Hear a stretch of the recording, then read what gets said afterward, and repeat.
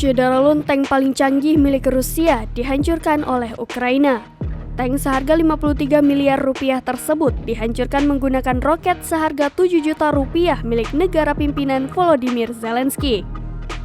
Video detik-detik penghancuran tank canggih itu pun beredar di media sosial. Rekaman video tersebut dirilis oleh Aerorozvidka, unit perang pesawat tak berawak Ukraina pada Rabu 11 Mei 2022. Dua roket dijatuhkan di atas sebuah tank yang langsung meledak. Ledakan besar tak terhindarkan hingga membuat tank tersebut hancur berkeping-keping. Aerorozvidka mengklaim bahwa tank itu adalah jenis T-90 yang diketahui berharga hingga 53 miliar rupiah.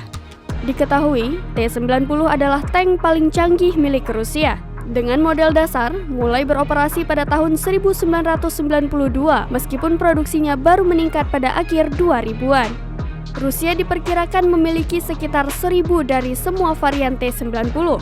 Sementara pihak Ukraina tak mengatakan secara pasti kapan atau di mana serangan itu terjadi.